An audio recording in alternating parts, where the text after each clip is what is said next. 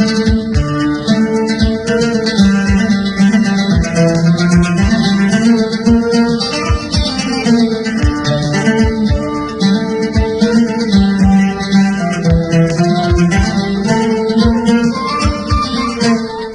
history of Islam. Muhammad ibn Abdullah, the founder and prophet of Islam, was born in 570 AD in the town of Mecca in what is Saudi Arabia today. Islam, now the world's second largest religion, did not develop in a vacuum, but arose from many factors of the time, most of all because of the unique genius of Muhammad. Historical background. Mecca was a growing crossroads center on the caravan route going north from Yemen to Syria. Powerful kingdoms had existed in the Yemen from as far back as 1200 BC. In the time of King Solomon, the Queen of Sheba ruled over such an empire in the Yemen. The Yemenis were very important in the economy of the ancient world. They had control over the production of the highly valued spices of frankincense and myrrh, and had figured out how to use the monsoon winds to travel between Arabia and India, from where they brought back spices and condiments. From nearby Ethiopia, they also imported ivory and other items. These and other precious goods were then taken by camel caravan up the coast of Arabia to be traded in Egypt and the lands of Mesopotamia, from where they were shipped around the Mediterranean. In 226 AD, the Persian kingdom of the Sasanians, with its state religion of Zoroastrianism, was founded.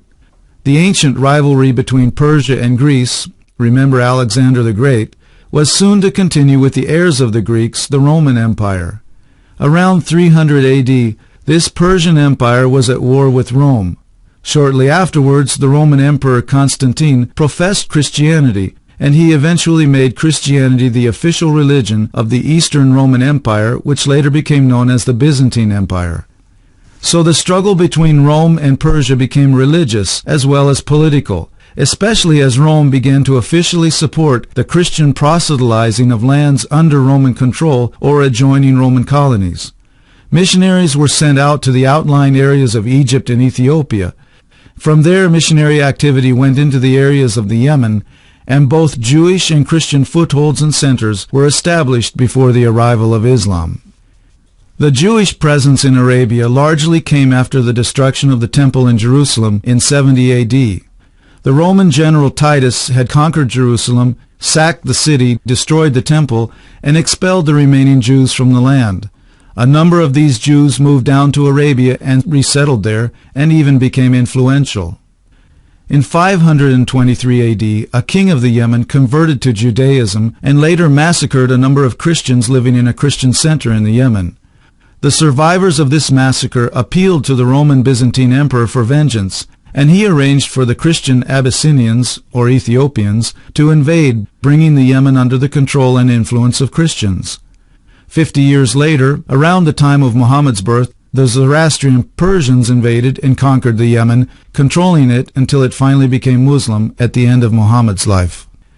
This back-and-forth conquering and reconquering occurred in the north of Arabia too, where the two great empires and their Arabic client states fought against each other. Much like in the Cold War period of the last century, when the Soviet Union and America fought each other by proxy through client states like North and South Korea and North and South Vietnam, the two superpowers of that time also used various client states in the Middle East and Arabia. In the century preceding Islam, these two great powers were occupied with each other, often at war, wearing each other down, so that in Central Arabia a power vacuum existed that permitted the rise of Islam to power. Mecca at the time of Muhammad was far enough away to be outside of the center of conflict between the two powers, and so it had the ability to grow in power and influence. Yet it was still close enough to be affected by the ferment of challenging religious ideas as a result of the thrusts by the superpowers into the region. The Arab Quraysh tribe, which began to control Mecca around 400 to 500 AD, had established Mecca as an important commercial and religious center.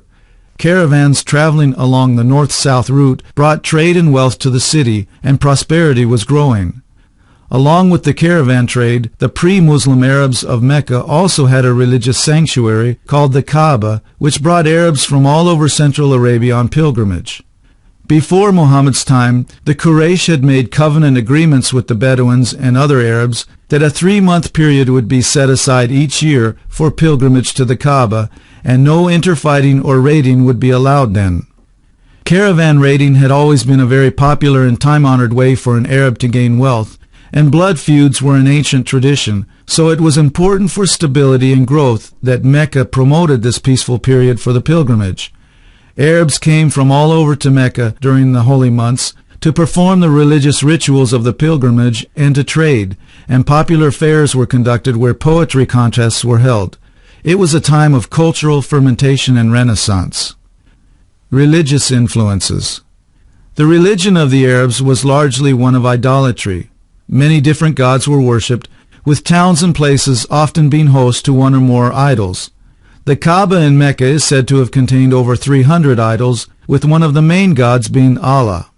Records state that a red stone statue of a man named Hubal, who was perhaps one of the Baal idols mentioned in the Bible, had been brought down from Syria and put in the Kaaba prior to Muhammad's time, and this idol may have been seen as the representation of Allah.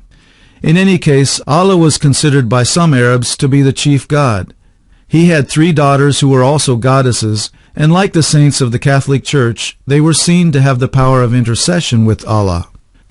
While polytheistic, the religion of the Arabs was also very much this worldly, with the gods being used by the worshippers to manipulate situations and bring about the desired results. The Arabs also believed in different kinds of spirits, such as the jinn, from where we get our word genie, spirit beings, it was believed, who could dwell in various objects and places and who often needed to be appeased. As we mentioned before, there were some Jews living in Arabia, as well as some Judaized Arab tribes who were monotheistic, and they had an influence on religious thinking in certain places such as Medina. The Jewish Talmud and Mishnah, the rabbinical commentaries and stories explaining Jewish law circulated among them. There don't seem to have been very many Jews in Mecca at the time of Muhammad. While there were Christians in Arabia, the state of Christianity that existed was a very deficient one. The Bible had not yet been translated into Arabic, and so Christians in Arabia put their faith more in the apocryphal stories of religious fantasy that were often circulating. Most Christian towns or centers had their own patron saints, and the Christians tended to worship Mary and the different saints.